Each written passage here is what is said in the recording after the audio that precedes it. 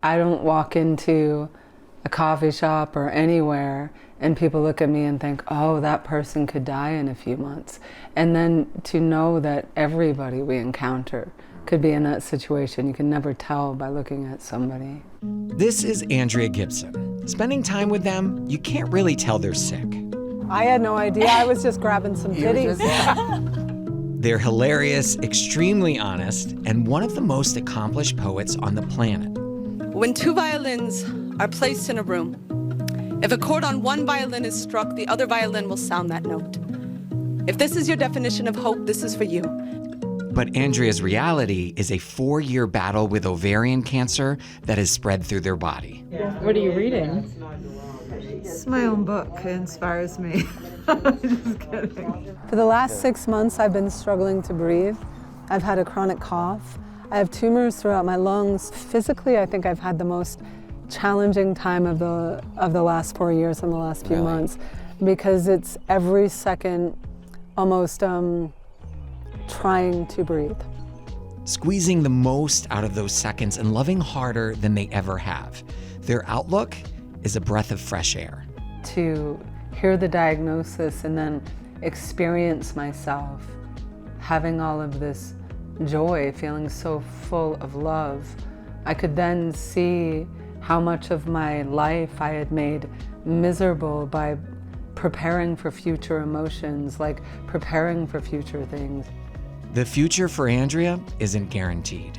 Nothing's supposed to be curative. It's just prolonging my life, Andrea and wife Meg, also a writer, could be the most loving couple I have ever interviewed, countering a cancer diagnosis with devotion and a profound adoration of one another. To me, your beauty was shining through so much because it coincided with it being like the most blissful time of your life and the most open-hearted I'd seen you and most loving, and so it, like, you were, to me, radiating beauty. Yeah. Thanks, baby. So this one isn't just about being queer. It's about love, art, sickness, and living like each day is your last. This is called Love Letter from the Afterlife. I've never read it like this. My love, I was so wrong. Dying is the opposite of leaving. When I left my body, I did not go away. That portal of light was not a portal to elsewhere, but a portal to here. I first heard of Andrea and Meg from a guest on this season of It's Okay, Tig Notaro. She produced a documentary about the couple, Come See Me in the Good Light. We submitted it to Sundance. It got in unanimously, and it also won the top prize of Sundance. And then it sold to a massive streamer that I can't announce yet. Turns out Apple TV bought it and it drops this fall. So I jumped on a plane to Colorado to meet Andrea Gibson and Megan Falley.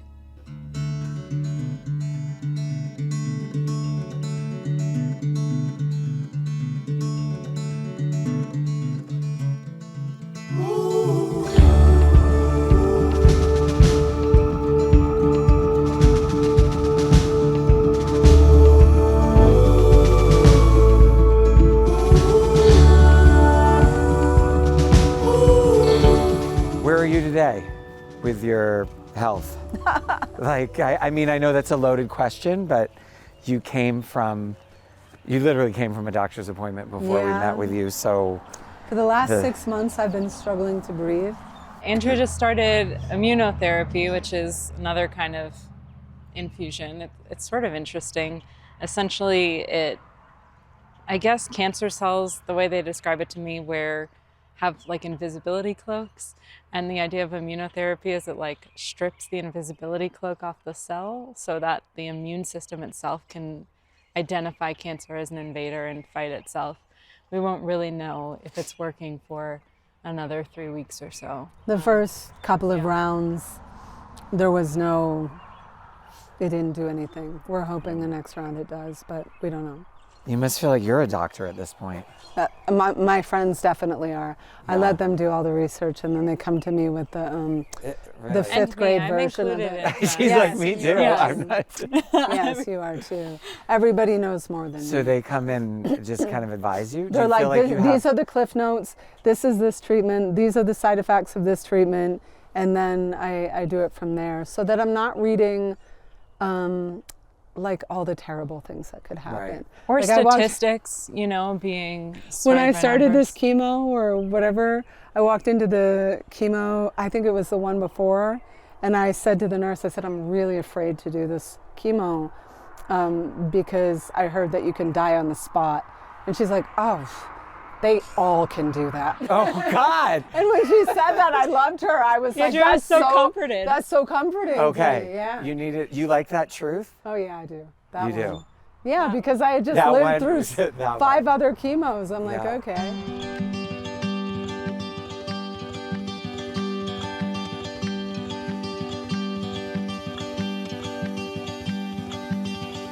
At the time of this interview, you know, the documentary's not out yet.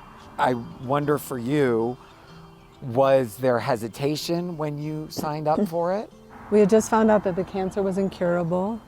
And I had spent 2 years trying to share everything that was happening with us because it was so beautiful and so different than anything that so much changed in an instant. And I felt like I was seeing the world for the first time. I felt like I was seeing Meg for the first time. And so I kept wanting to share what was happening.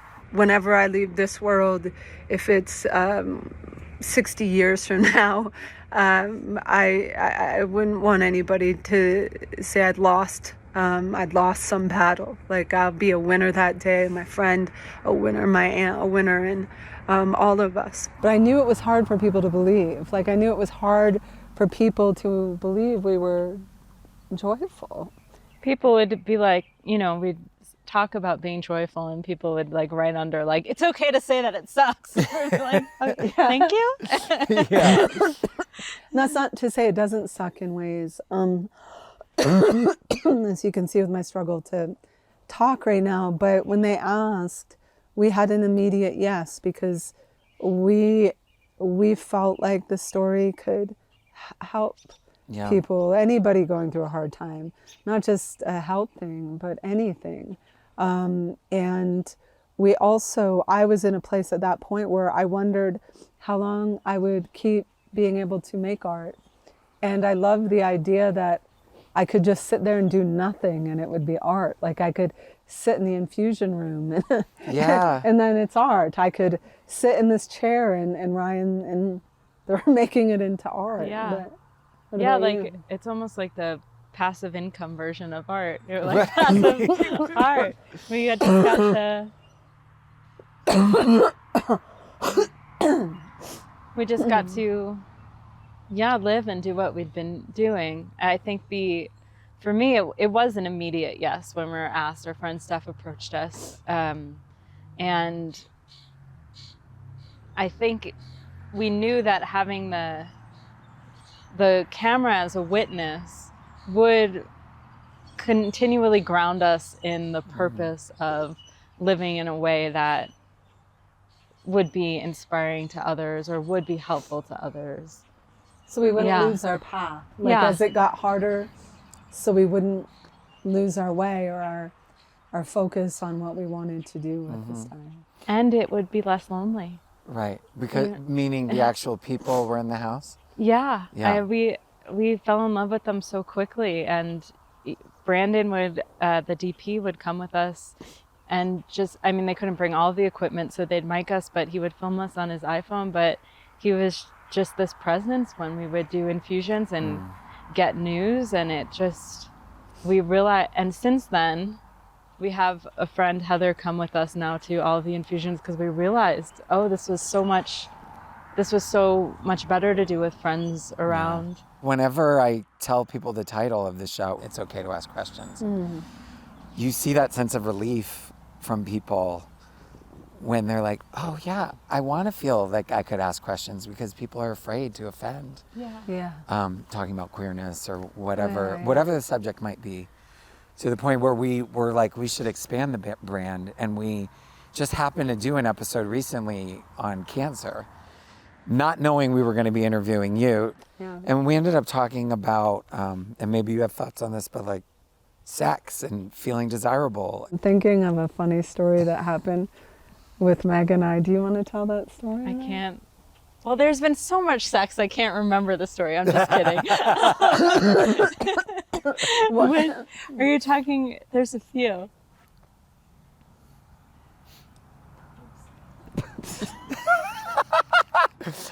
The motion you just made me think there was like a something about Mary kind of moment when you went with your hair, but I don't know. Oh, well, no. One time we were,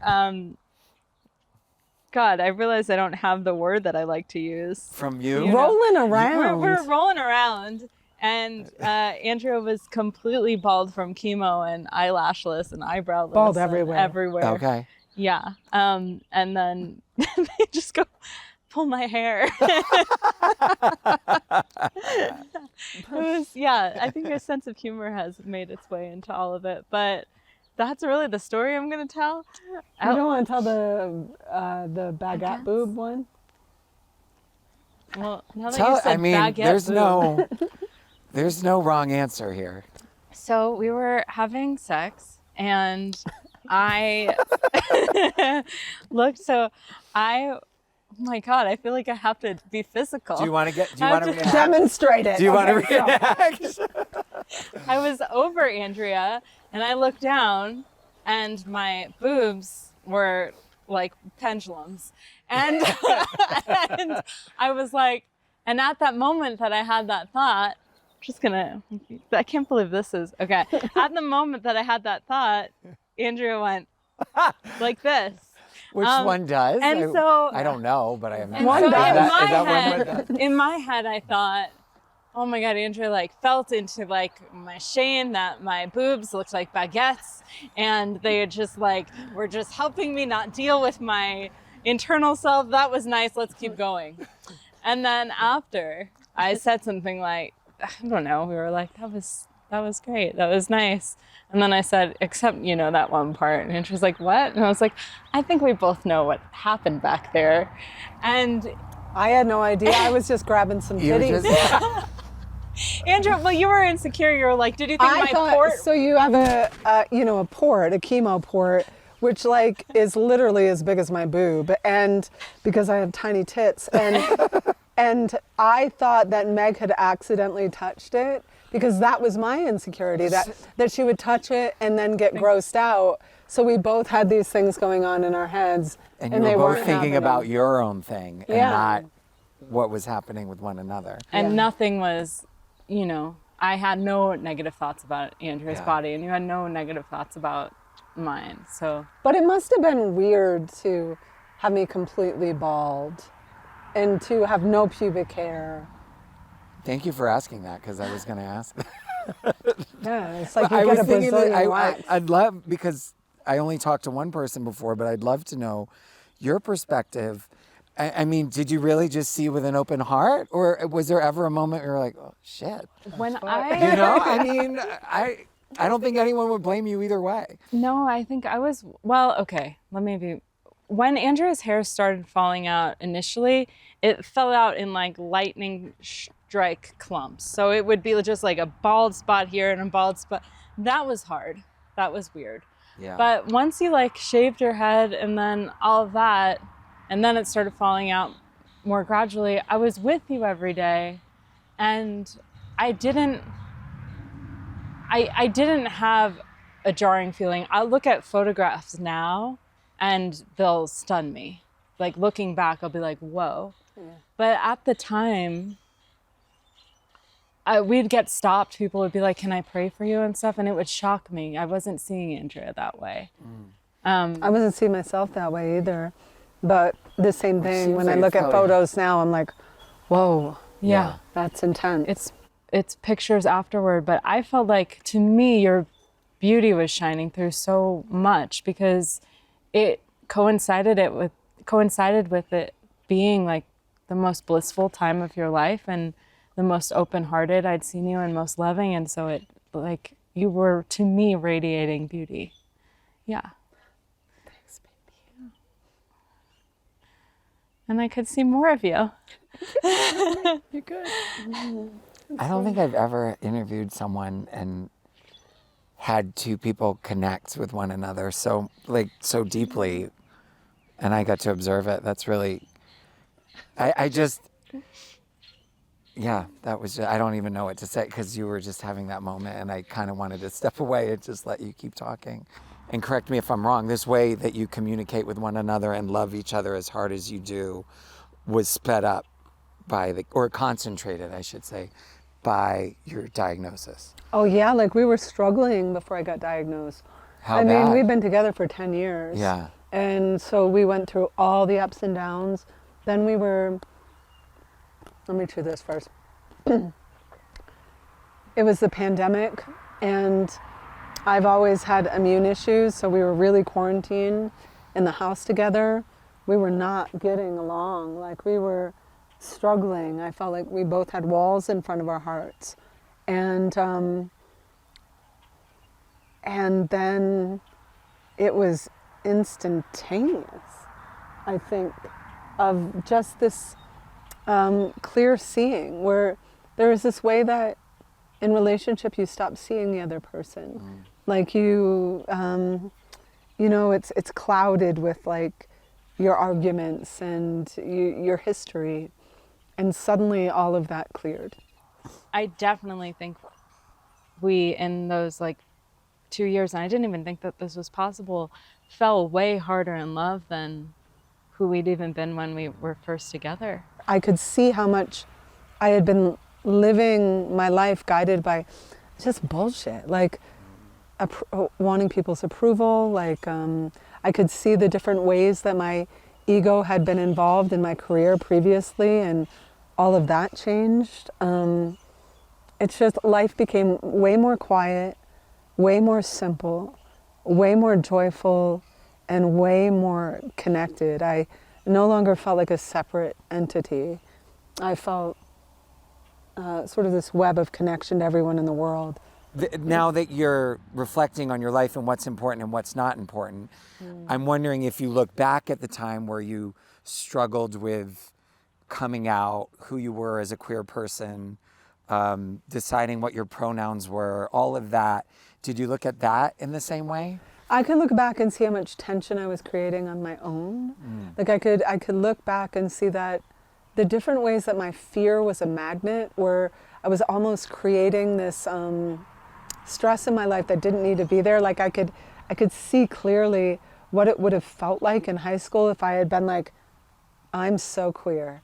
Like it would have gone, I think it would have been okay. Like I think it would have been much easier than how it was.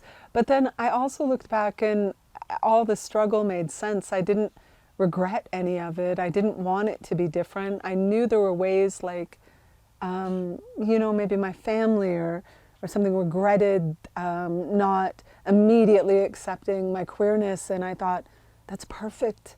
It's perfect. I never would have become a poet.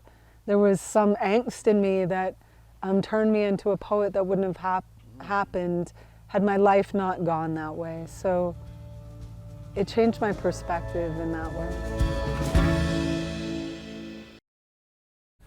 The naturopath fanned out a stack of papers and pointed to statistics.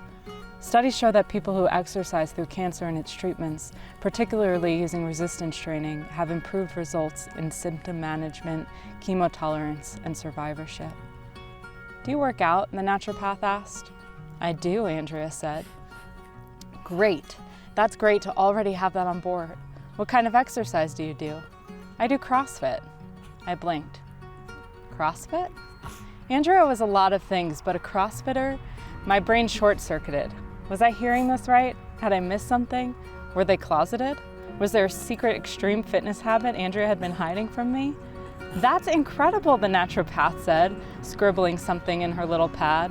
Post-appointment in the elevator, I had to ask, baby, why did you tell the doctor you do CrossFit? Andrea glanced at me, a puzzle furrowing into their forehead. Is that not what it's called? The 7-minute workout app on your phone that you do while listening to Justin Bieber?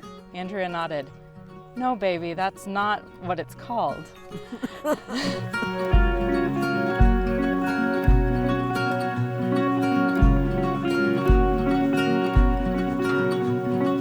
Andrea is very funny, obviously. Right. But it's hard to be funny when you're in pain, but they said something just very funny, and I laughed, and I could tell how important it is for when you're looking outward to have people smiling or laughing back at you, how that helps you. So I said, if you can't be happy, be funny. And I really felt that. How's your memoir coming along? I'm trying to trust in the divine timing. Well, honestly though, I'm like, how could you even finish it? Because I feel like, I don't know what your memoir is about, but I assume this is part of it, this experience. Yeah. So you must be in a constant like, oh, well, there's more. Oh, well, there's more. My memoir is actually, I've been writing it for 6 years or so, and it's about my body. I grew up, I went to a children's weight loss camp when I was little. Yeah. I had just had body image issues and all of that my whole life. Culturally influenced, familial influenced. And I had been writing a book about how, just really about that, when Andrea got their diagnosis, and everything sort of changed. I felt like, why am I writing this book about my body size and my body image while my partner is like so fiercely facing the temporariness of our bodies. And then in response to all of that, after I took my blood pressure, I was like, I need to take care of myself. And I lost a ton of weight, which I had never expected to happen in my lifetime.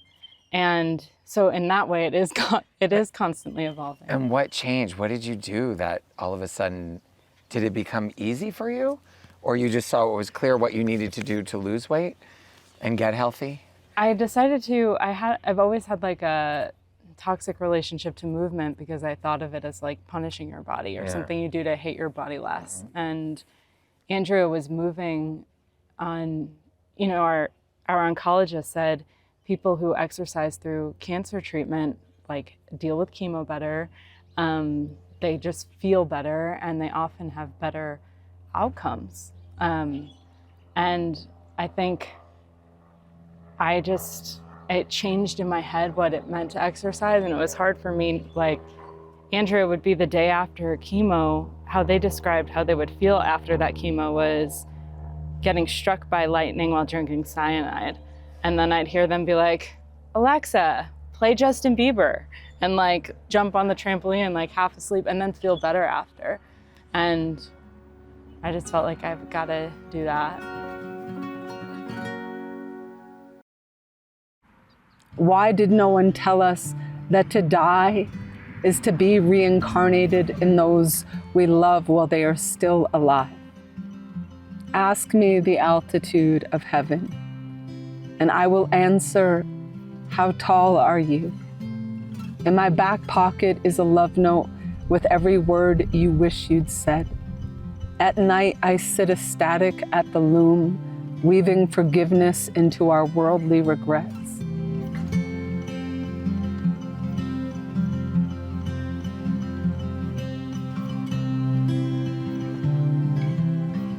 Andrea, so yesterday we all met, and yesterday it felt like you were having a good day, and I know that every day is different.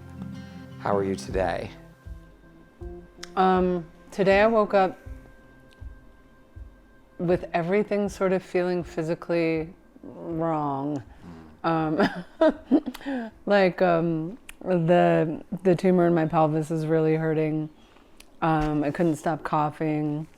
My throat and mouth are full of just sort of infection and sores from the immunotherapy that I'm doing. So it's really painful to talk, but you're forcing me to. I know, I feel like...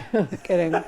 But also interestingly, I woke up feeling lighter than I have in a long time. And I'm trying to figure out what that's about, because I think maybe it's just that so many symptoms keep adding up that it almost was comical. This morning, I'm like, are you fucking kidding me? Yeah, so I don't know. It just sort of lightened me. For what it's worth, we all walked away last night and we were like, well, you look fucking great. Considering all that you're talking about going on internally. So I wonder if that's ever, I mean, I'm sure you enjoy looking good and not looking the way I'm assuming you feel on the inside. Well, yeah, it's interesting because like I have chose between different chemotherapies, and the first 2 years I chose ones that I knew were going to take my hair.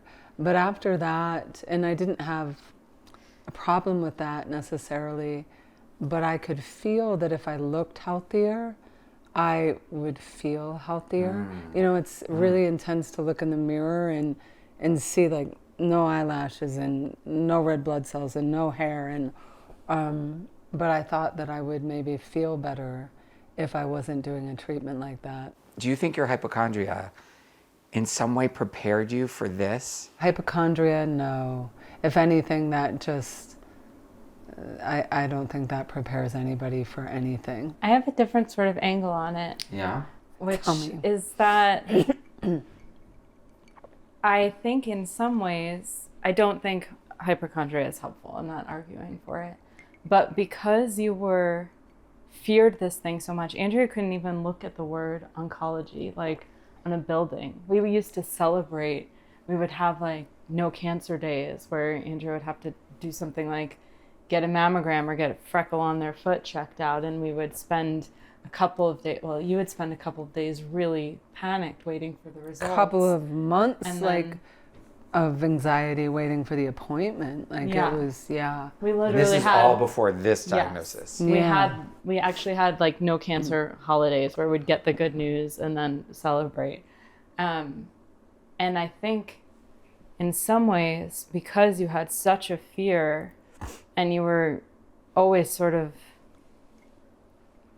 just mentally holding the worst, that when it came and you realized, oh, I can do this, I'm okay. The thing that I'm most scared of is here, and I'm standing or I'm smiling or I'm laughing. That in a way prepared you. You're right, because I always thought that was the worst possible thing that could ever happen. And I thought it would just destroy me. I thought I would just be a sobbing mess in bed all of the time. And to hear the diagnosis and then experience myself having all of this joy, feeling so full of love, I could then see how much of my life I had made miserable by preparing for future emotions, like preparing for future things, this state of constantly trying to protect myself, that shield that you put up, it almost becomes a target for pain.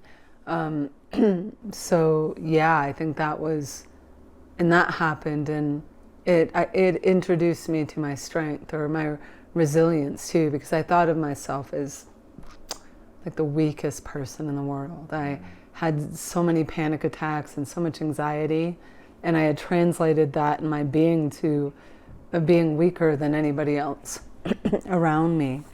And then I think that in the same moment that I met my joy, I met my strength. So I haven't talked about, because this is an LGBTQ focused show, we haven't talked about gender and how you came to identify with they, them, and why you feel most comfortable in that space. If you look at pictures of me when I was little, I was always this gender. I mean, I always felt like this gender. I never felt like a girl ever. I never really felt like a boy. I never knew that there was a way to express that or say that. I think it was around 2003 my partner at the time asked me if I was genderqueer, and I had never heard the word before, but as soon as she said the word, I just remember feeling this giant yes and this sort of relief. Then over time, words changed, non-binary became a thing. When I first came out, I was really scared because most of my income was coming from women's studies programs, and I stopped getting invited. So there was this time where it was like there really wasn't a space for me. But yeah, in the beginning too, it was pained. Like I had a pained relationship with my gender. If people mispronounced me, or if people were relating to me in certain ways, like I could have a hypersensitivity sexually, just related to my gender. Then when I got diagnosed... Sorry, what do you mean by that?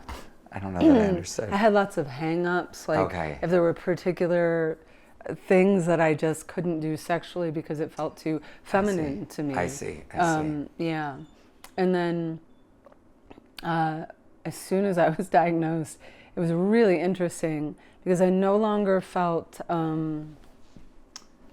genderful. I felt like genderless because I kept meeting the part of me that wasn't a body, a part of me that felt eternal. And so I started to know myself in a different way. I stopped having any reaction at all to what pronouns somebody uses, how other people perceive me. It stopped being, I stopped being able to feel undone by other people's perceptions of me. And then also at that time, any pronoun felt fine to me and has sense. Hey, did you ever think about changing your body physically? Yeah, I thought about doing top surgery many times. I thought for a little while about hormones, but I had so many health issues always that I didn't want to add a surgery. I didn't want to add more medical world to my life. You used to say you wished you had a little mustache. Oh yeah, really. I just wanted a little tiny mustache. I still do. I would love to have one. We could help you with that. So much so, like, we know people. Well, you know how people get their eyebrows like that? I always wondered if they could go in with my little blonde hairs and just give me a little mustache. That would be enough, plenty. I think don't mess with perfection. Oh, okay. So any regrets there then? About maybe not doing something more physical, or no? No, not at all. Except the mustache. Except the fact that I probably wouldn't have cancer had I transitioned, which is really Why do you say interesting. That? Well, because I would have had a radical hysterectomy. I think it would be far less likely that I would have gotten cancer. And you know, ovarian cancer, I'm really hesitant to share this because I don't ever want to scare people, but it's more prominent in the queer community with lesbians and queer women because if you've never been on birth control and if you've never had a child, you're at higher risk for ovarian cancer. I did not know any of this. Yeah. So no, wow, I don't regret, but it is trippy interesting to think about that. Yeah. Because that's where the cancer started, in your ovaries. Yeah. So if I got those taken out years ago, who knows what would have happened. But time stops when you're in love, so I am the same age as I was when we met 5 years ago. She makes time for me with her own hands, builds me a watch from the silver that hasn't yet grown in my hair. Andrea, where are you creatively? Oh my God. So for I usually have a creative engine that is frustrating because it's so much, like it's nonstop. I don't let us watch anything creative after 6 p.m. or I won't sleep. Like we can't even watch stand-up because Andrea can't see somebody on stage with a microphone. You can hardly watch a gay person on TV. I can't watch it. I can't watch anything that is creatively inspiring or I won't sleep at night because I typically just have this charge of creativity and it's been my whole life. This last month is the first time that I've not felt that. And it's because so much of my focus in each moment is trying to breathe. And it's been really hard to create in that process. But somehow things manage. Like I was going through that when I was writing the song with Brandy and Sarah, and it came out. But I feel it coming back, and I'm excited for it to come back. My mother was telling me the other day that expression is the opposite of depression. And I can... She said that? Yeah, my mom. Is she a wordsmith too? She just wrote me something really beautiful today. What did she say? Her love was bouncing off the trees. My hugs are bouncing off the trees on their way to you. So beautiful. That's beautiful. Yeah. But yeah, so it's been strange to not feel creative. It's like maybe the first time in my life, just as these symptoms have worsened. Any questions from anyone in the room? I like to open it up. I don't have a question, but I do want to tell you, I have been a fan of yours for a long time, maybe 15 years. I saw you in LA. I don't know LA that well, so it was some kind of small venue when I was in my early 20s. But your work has been really inspiring to me. It's helped with my relationship with my dad, and I've found so much love and inspiration from your work since I was exposed to it. I continue to, so just thank you for sharing. Yeah, thank you so much. Do you remember the quote? The one that I shared with you? Yeah. So I saw this on your Instagram a couple of years ago, but it's been my favorite for a while now, is your, and don't be mad at me if I'm kind of off, but it's something close to so many people try so hard to do good and find out later they should have tried softer. Yeah. Sorry, making me emotional. I wrote that in a card to my dad. We had some tumultuous years about things because we were both trying really hard, aggressively fighty to reach each other, and yeah, that was a turning point for me to kind of shift how we related, and yeah, that's been really meaningful. Oh, I love hearing that, because I was thinking about that today, because I've been trying so hard with just trying to feel better, like doing so many things. We're almost in constant state of like appointment, let's get this, let's try this, and I'm like, Andrea, just try softer. Just be more gentle and spacious with it. But thanks for sharing that. Well, I want to thank you both, because so much of what you're messaging about centers around love. And I think obviously fans and readers and people that experience your work all feel that. So I thank you for letting me and all of us come into your lives for a brief moment, because I know life is really hard and time is tight, and every moment counts for both of you. So we appreciate it. Yeah, we appreciate all of you too. I've never read it like this. My love, I want to sing it through the rafters of your bones. Dying is the opposite of leaving. I want to echo it through the corridor of your temples. I am more with you than I ever was before. Do you understand?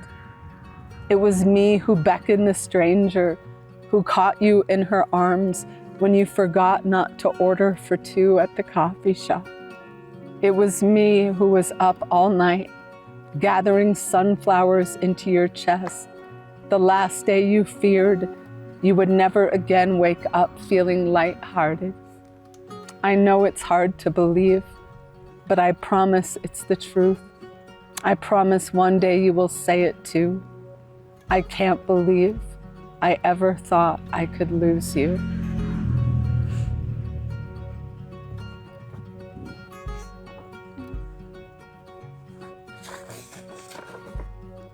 Jesus Christ.